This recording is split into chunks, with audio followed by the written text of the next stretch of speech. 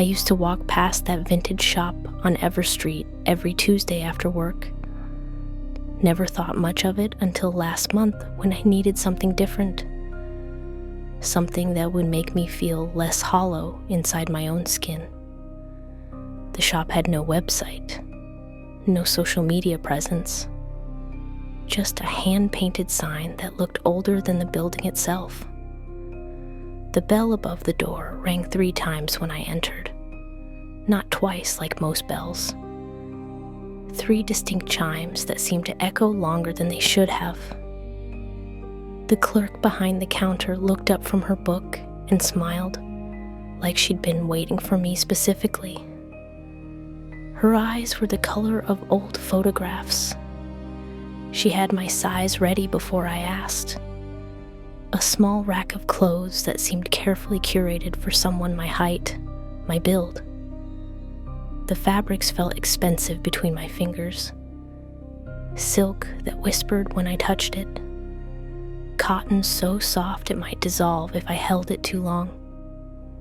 The dressing room was tucked behind a curtain of deep burgundy velvet. Inside, the space felt wrong somehow.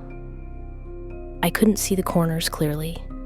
They seemed to curve away from my vision no matter where I looked. The mirror was old, silver-backed glass that reflected everything with a slight delay. I picked up the first blouse. Navy blue with pearl buttons that caught light strangely.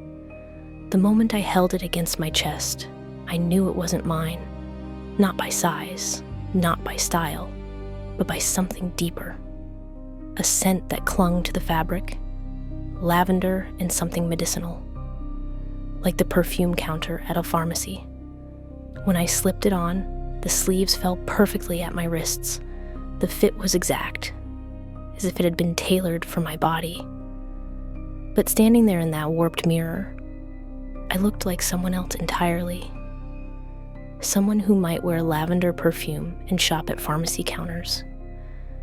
The clerk's voice drifted through the curtain, soft and patient. She asked if everything was fitting well.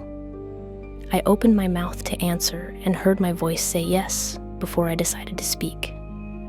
The word came out in a tone I don't remember using. Flatter than usual, more certain. I tried on a second piece, a dress the color of dried roses. The fabric was heavier than it looked, pulling at my shoulders in a way that changed how I stood. In the mirror, my posture shifted.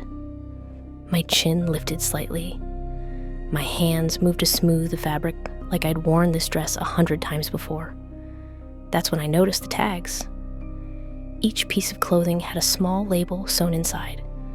Not brand names, just initials. MK on the blouse, SR on the dress. Letters that meant nothing to me but felt familiar anyway, like names I'd heard whispered in dreams I couldn't quite remember.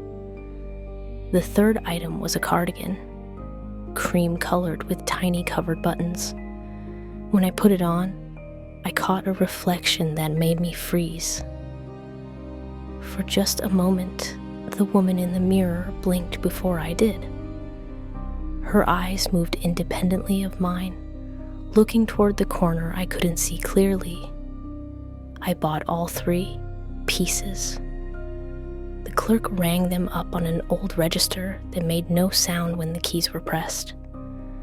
She folded each item with precise movements, like she'd done this exact transaction before.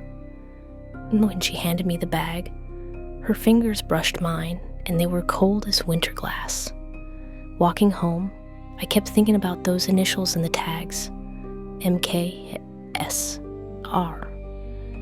They rolled around in my mind like marbles in an empty box, making small sounds that almost formed words, almost became names I should have recognized.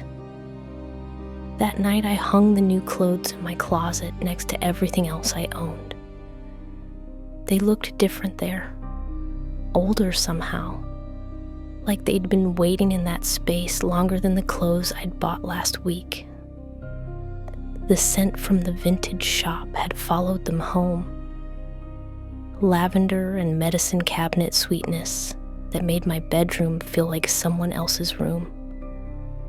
I woke up the next morning to my roommate Sarah making coffee in the kitchen. She looked at me differently.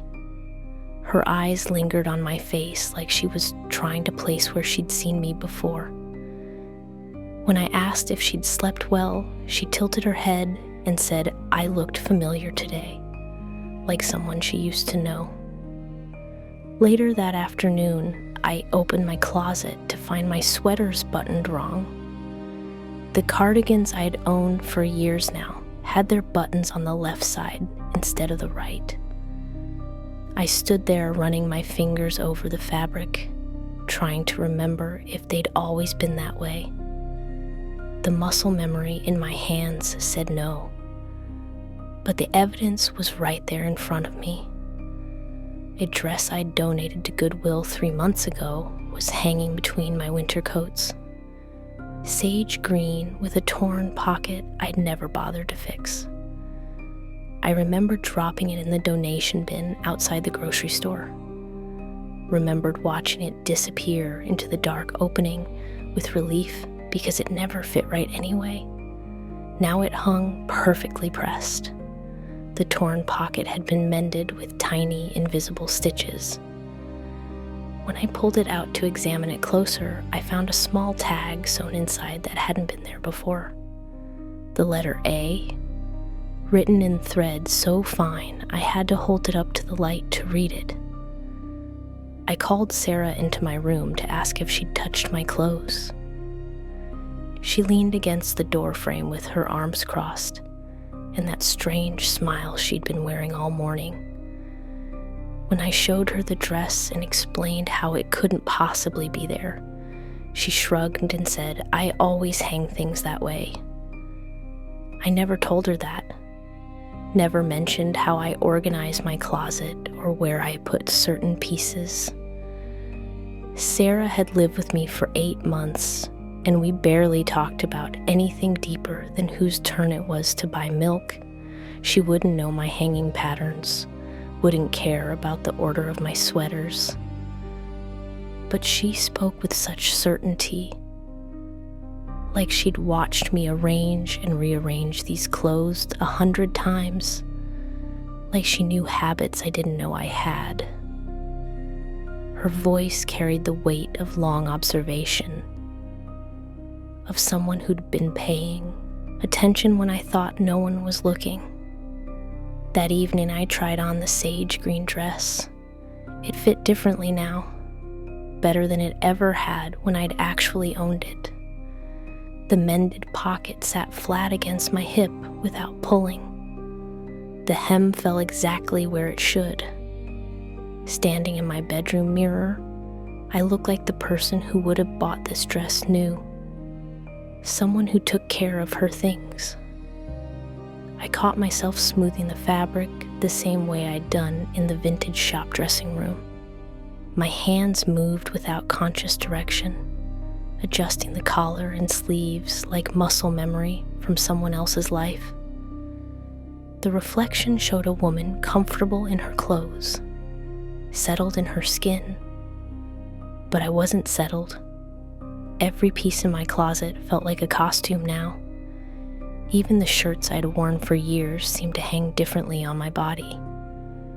The colors looked wrong against my skin. The cuts emphasized parts of my figure I'd never noticed before. I was dressing up as someone, but I couldn't figure out who. 2 days later, my phone buzzed with a notification I'd missed a call. No number showed in the history, just a timestamp and a voicemail icon that pulsed like a heartbeat. I pressed play expecting silence, or maybe a wrong number hanging up. Instead, I heard my own voice. But it wasn't me speaking. The tone was flatter, older. Each word came out measured and careful, like someone reading from a script they'd memorized but didn't understand. The voice that sounded like mine said things I'd never said. About keys hidden in coat pockets. About closets that opened onto other closets. about warnings that came too late to matter. I played the message 4 times, trying to find the moment where it stopped sounding like me. But every syllable matched my vocal patterns. Every pause fell exactly where I would have paused. It was my voice telling me things I'd never thought, warning me about dangers I couldn't name. The message ended with my voice saying a name. Margaret. Spoken with the familiarity of an old friend. But I don't know any Margaret. Never have. The name felt heavy in my mouth when I tried to repeat it, like a word in a language I used to speak but had forgotten. I scrolled through my phone contacts looking for any trace of how this voicemail had arrived. That's when I found the new contact, just the letter M. No phone number attached, no last name, no photo, just that single letter sitting between Mom and Melissa in my contact list, like it had always been there. When I tapped on it, the option to call appeared. My finger hovered over the green button for a long time. The screen dimmed and brightened twice while I decided. Finally, I pressed call and held the phone to my ear with hands that had started to shake. A woman answered on the second ring. Her voice was soft and familiar in a way that made my chest tight. She said hello, and then whispered my name like it used to belong to her. Like I'd taken something that wasn't mine to take. I asked who she was. The silence stretched long enough that I thought she'd hung up. Then she said Margaret in that same whisper. Said she'd been waiting for me to call back. Said she had things that belonged to me, things I'd left behind. I told her I'd never met anyone named Margaret, never left anything anywhere. The woman on the phone made a small sound that might have been laughter.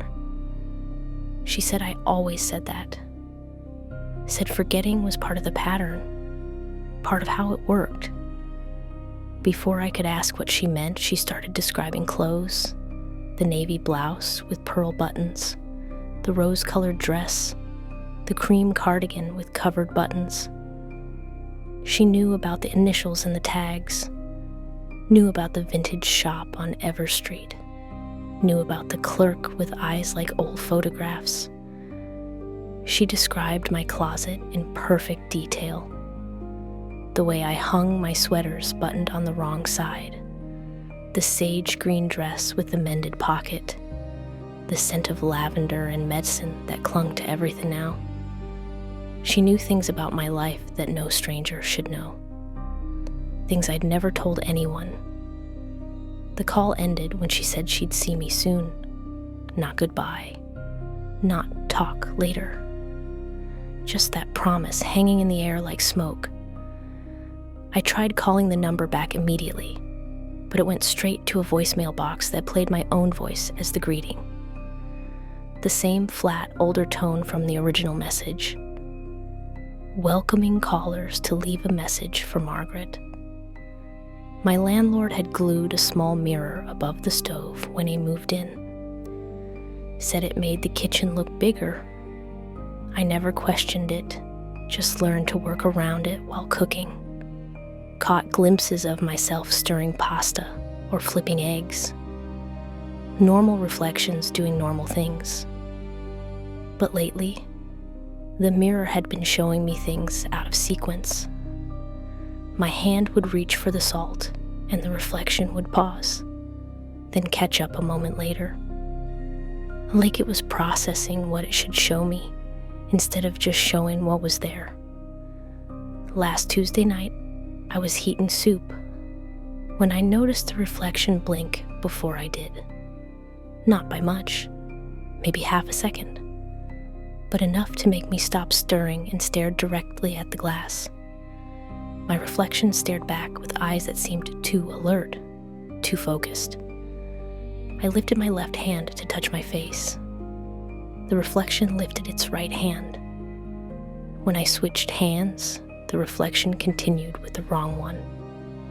We stood there for 30 seconds, my real hand against my real cheek, while my reflection touched the opposite side of its face. The soup started to boil over.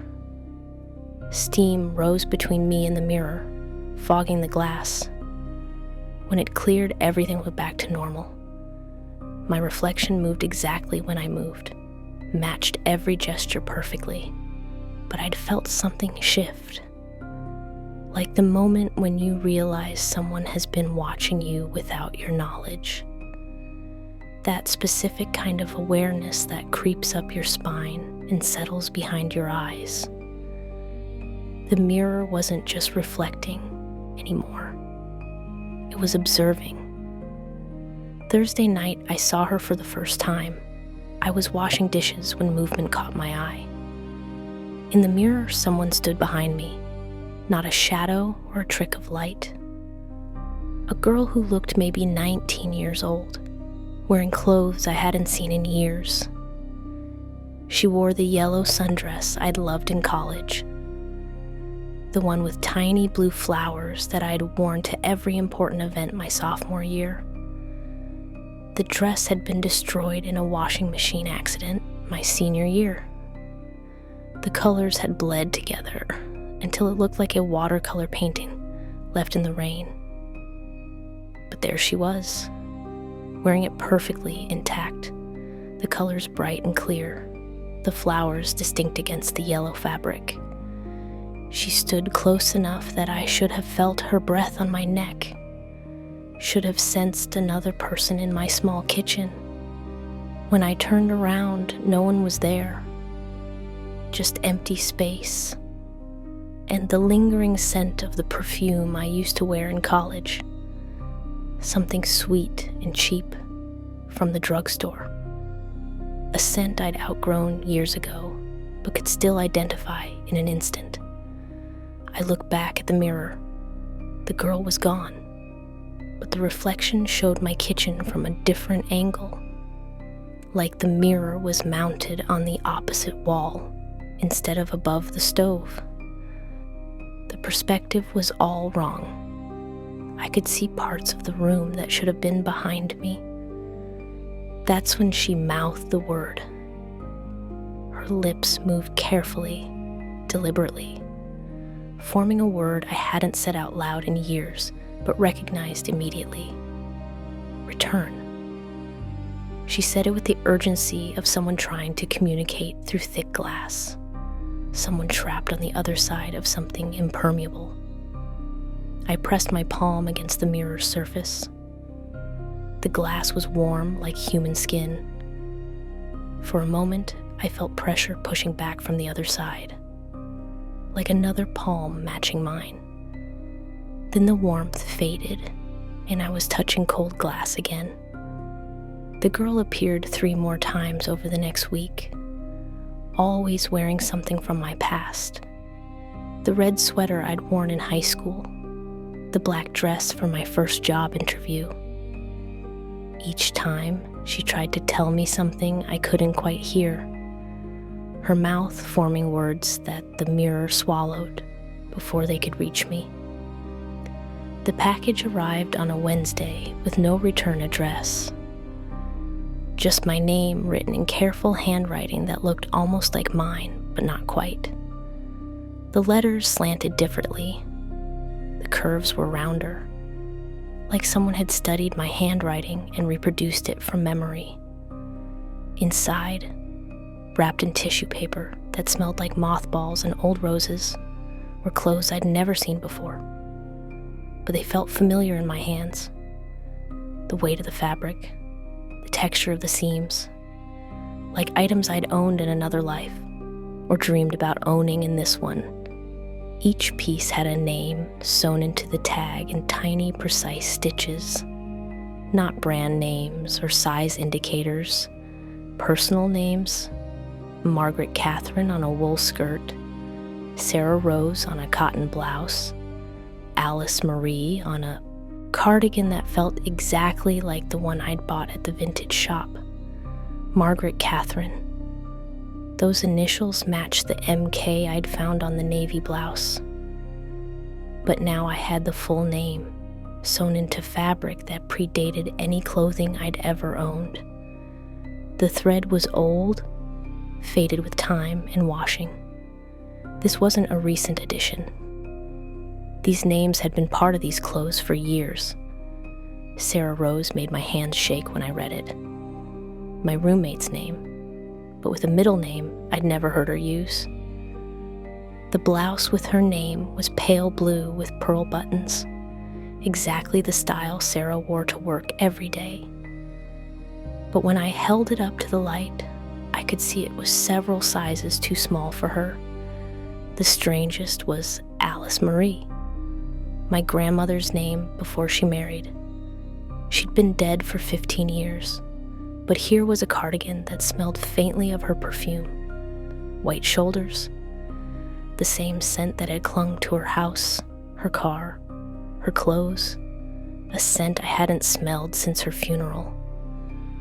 I tried to throw the package away that night, stuffed everything back into the box and carried it down to the dumpster behind my building. Let the lid slam shut with a satisfying bang, walked back upstairs feeling lighter, like I'd solved a problem before it could get worse. The next morning, the clothes were in my dresser drawers, folded with the same precision I use for my own things, nestled between my sweaters and blouses, like they'd always been there. The mothball scent had faded, replaced by the lavender and medicine smell that followed me everywhere now. I pulled out the Margaret Catherine skirt and held it against my waist. It was exactly my size. The hem would fall at precisely the right length. The waistband would sit comfortably without being too tight or too loose, like it had been made for my body specifically. When I put it on, I felt different, older somehow, more settled in my movements. I walked differently in this skirt, took smaller steps, kept my knees closer together. My posture changed without conscious effort. My shoulders pulled back, my chin lifted slightly. In the bathroom mirror, I looked like someone who would have a middle name like Catherine, someone who would choose wool over cotton, someone who would fold her clothes with military precision and keep sachets of lavender in her drawers. I spent the day wearing Margaret Catherine's skirt and found myself doing things I don't normally do. I made my bed with perfect hospital corners.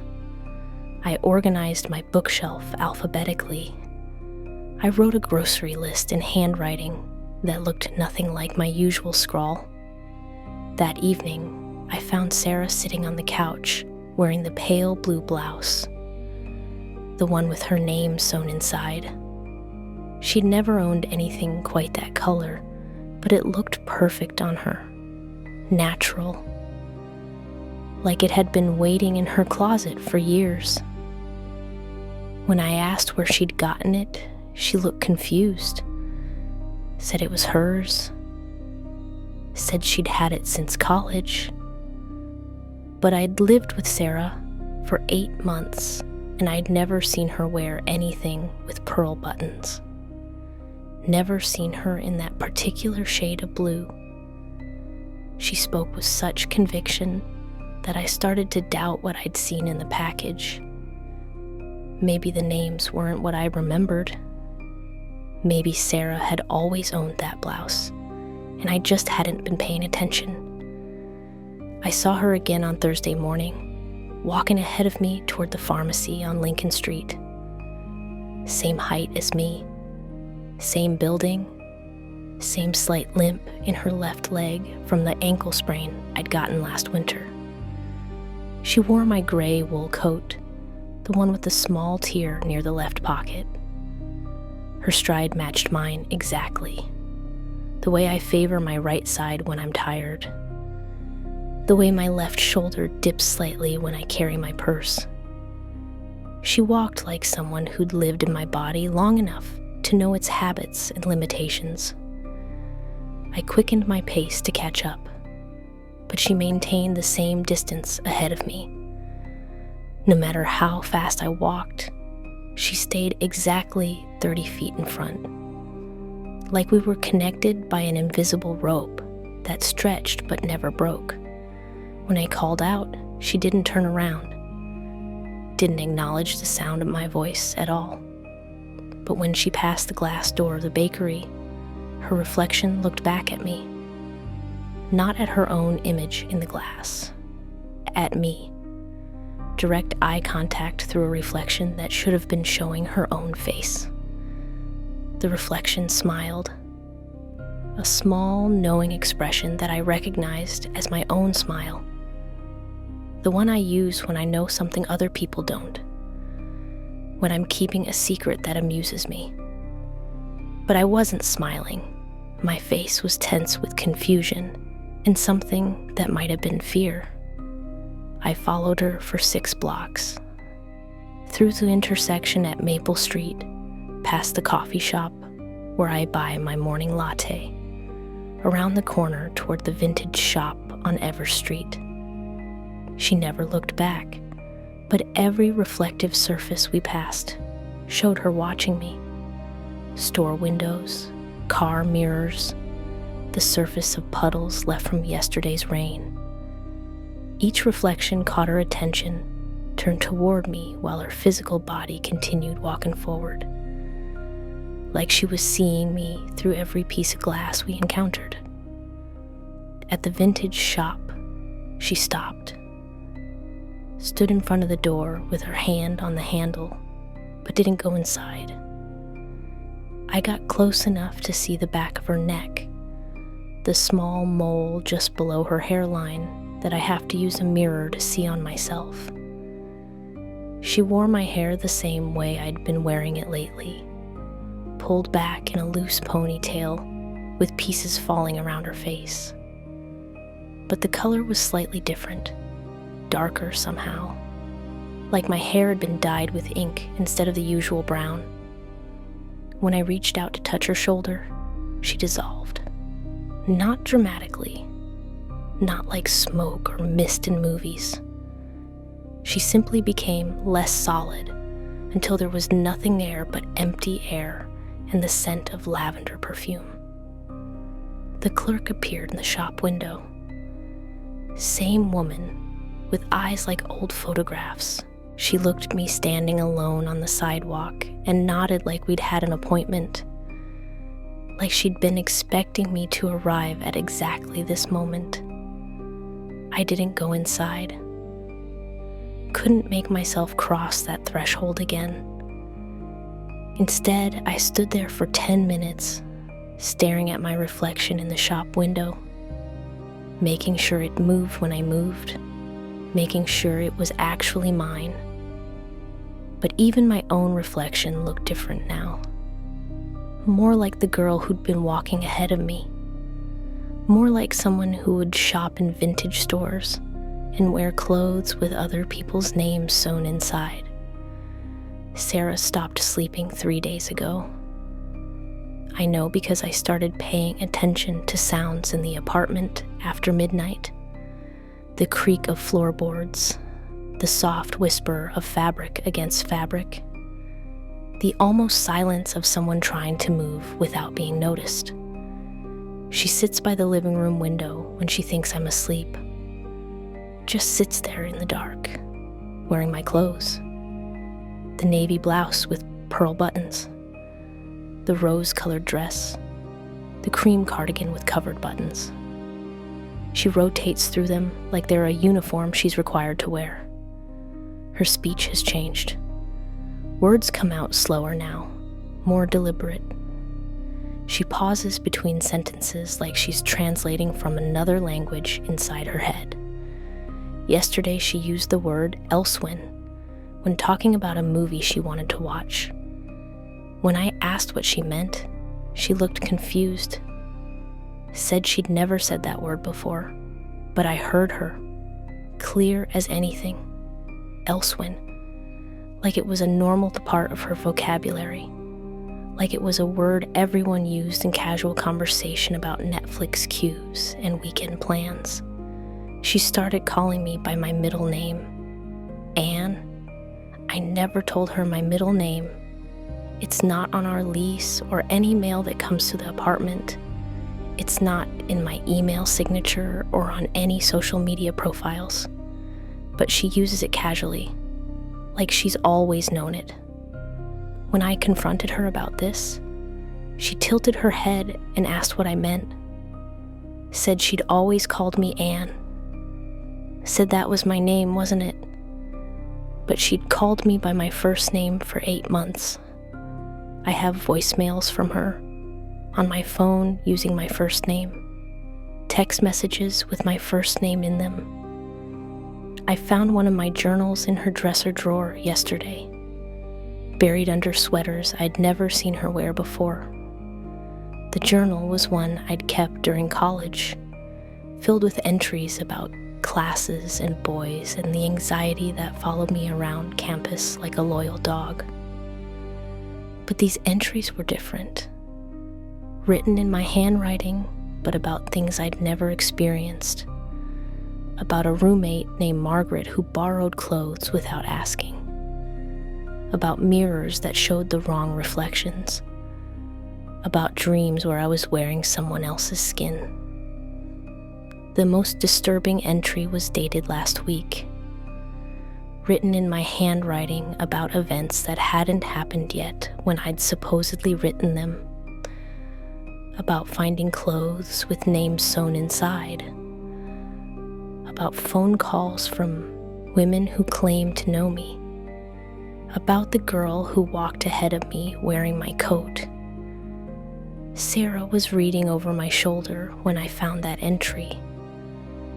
I felt her presence behind me before I heard her breathing.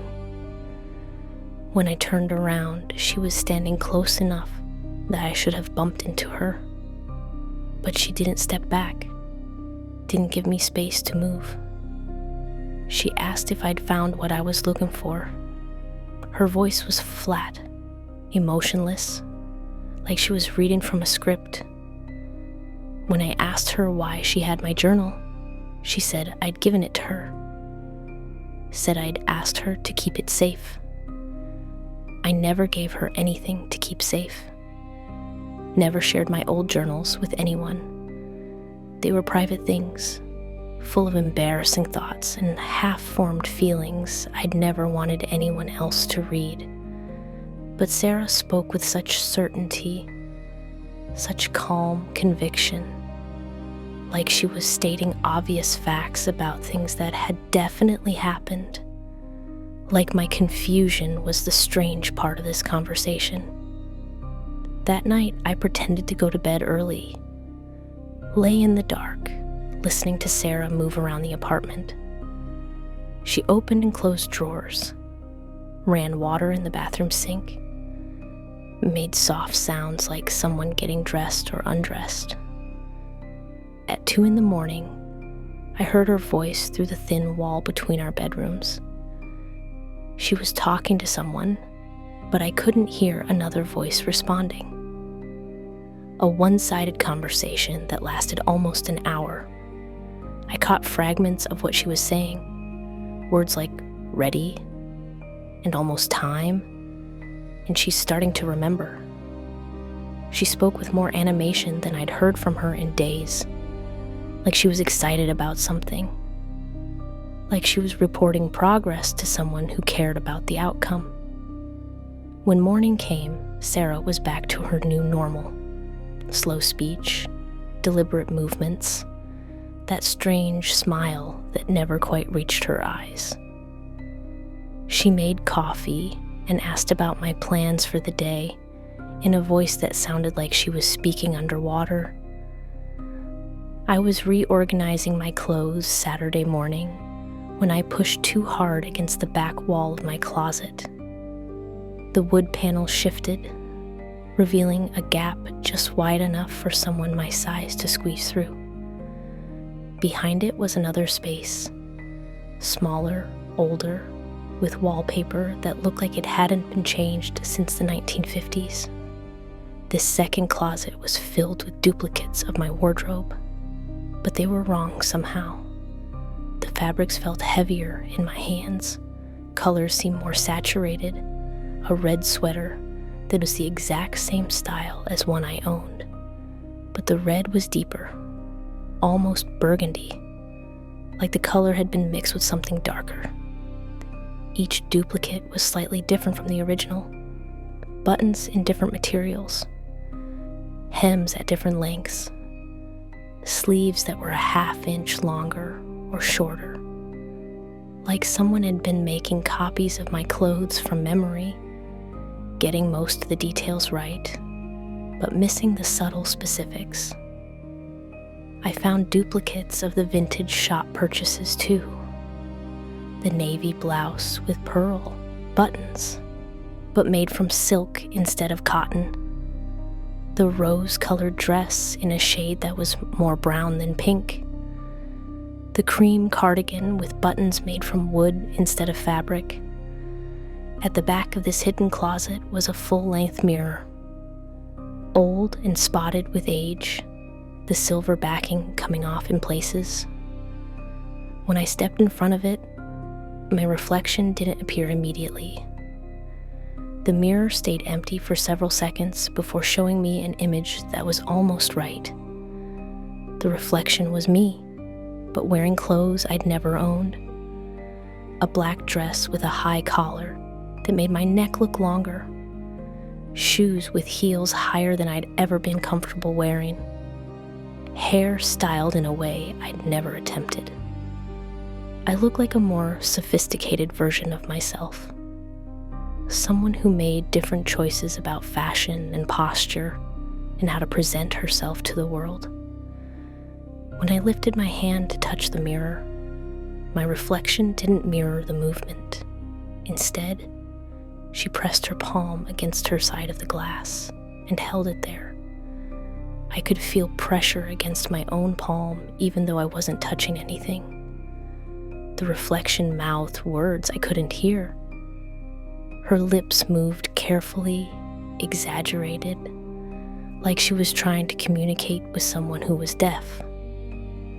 I tried to read her lips, but the words were in a language I didn't recognize. Or maybe they were English words in an order that didn't make sense.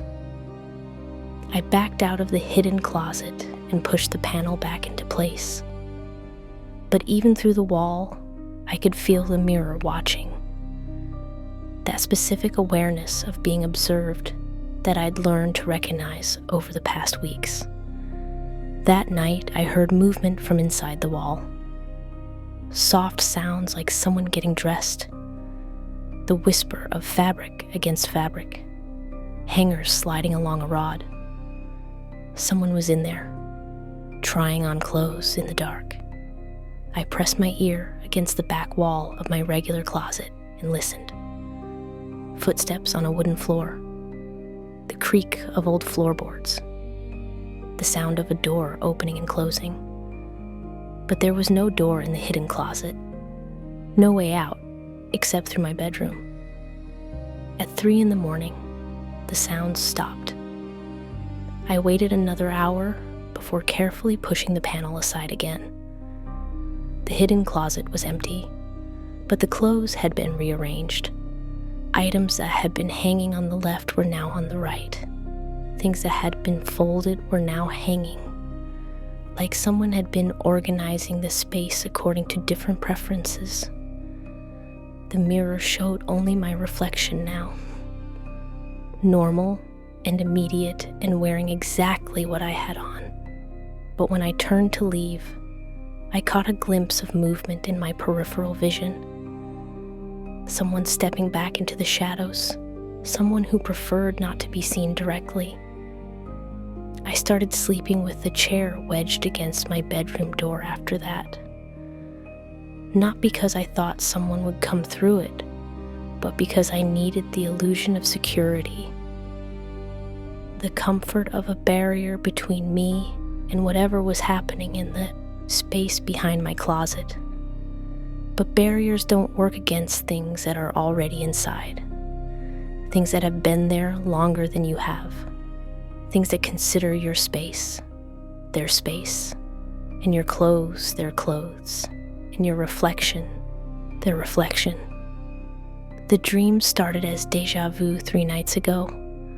I'd close my eyes and immediately be somewhere I'd been before, but the details were wrong. My childhood bedroom with different wallpaper, my college dorm room with furniture I'd never owned, familiar spaces dressed in unfamiliar details.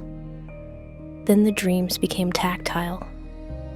I could feel seams along my arms and legs, fabric against skin that wasn't quite my skin, like I was wearing a costume made from someone else's body. The sensation was so real, I'd wake up checking my limbs for zippers or buttonholes. In the dreams, I'm getting dressed, but the clothes change my shape. A blouse that makes my shoulders broader, a skirt that changes the curve of my hips. Each item transforms not just how I look, but how I exist in space, how I move through rooms and interact with objects. The strangest part is how natural it feels. In the dreams, I'm comfortable wearing these transformative clothes. I know how to walk in shoes that reshape my feet, how to gesture with arms that are longer than they should be, like I've been practicing these movements my entire life. Last night I dreamed I was standing in front of the bathroom mirror, putting on makeup with someone else's hands, fingers that were more precise than mine, that knew exactly how much pressure to apply, which colors would work best. I watched myself become someone else with the skill of a professional artist. When I woke up, I was wearing the navy blouse with pearl buttons, the one from the vintage shop with MK sewn into the tag. I'd gone to bed in pajamas, but somehow during the night, I'd changed clothes without waking up. The blouse was buttoned correctly, tucked neatly into pants I didn't remember putting on. My reflection in the bathroom mirror looked different that morning, more put together, like someone who took time with her appearance, someone who understood the subtle art of looking effortlessly elegant. But I'd never learned those skills, never had the patience for complicated beauty routines. The next night, I dreamed I was at a dinner party, wearing the rose-colored dress and speaking in a voice that wasn't quite mine. More confident, more articulate. I told stories about places I'd never been, used words I'd never learned. The other people at the party nodded and laughed, like they knew me well. I woke up in the dress, hair styled in a way that would have taken me an hour to achieve if I'd been awake. Makeup applied with the same professional precision from the night before. I look like someone who belonged at dinner parties, someone who could tell engaging stories about exotic places. But I don't attend dinner parties, don't have the social skills or the wardrobe or the kind of life that generates interesting anecdotes. Yet there I was, dressed for a world I'd never been part of. The transformation isn't just physical. My thoughts feel different when I wake up wearing these clothes. Clearer somehow, more organized, like someone had been cleaning house in my mind while I sleep, throwing away unnecessary worries and filing important thoughts in better order. I started leaving my phone recording while I sleep. Wanted to catch myself in the act of whatever I was doing during these unconscious costume changes. But the recordings show nothing. Just me lying still in bed for 8 hours. No movement, no sounds of someone getting dressed. Yet every morning I wake up in different clothes. Always items from the vintage shop, or the mysterious package, or the hidden closet, never my regular clothes. never anything that belongs unambiguously to me. Today I woke up wearing all 3 layers. The cream cardigan over the navy blouse over the rose-colored dress. Like someone had been experimenting with combinations, testing how many identities could be layered onto one body. In the mirror, I didn't recognize the woman looking back at me. She had my face, but she carried herself differently, spoke differently. Even her breathing seemed more controlled, more deliberate. She looked comfortable in those clothes, natural in a way I'd never felt natural in anything.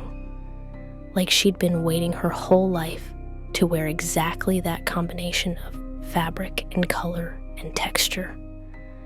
Now the mirrors are consistent in their inconsistency. They never show what I'm actually wearing. Instead, they reflect versions of me dressed in clothes from the hidden closet, the vintage shop, the package with no return address, clothes that belong to Margaret Catherine and Sarah Rose and Alice Marie, and women whose names I haven't learned yet. This morning, I put on jeans and a t-shirt, but every reflective surface in my apartment showed me wearing the black dress with the high collar, the one my reflection had been wearing in the hidden closet mirror. I look sophisticated in it, like someone who made important decisions and attended meaningful meetings.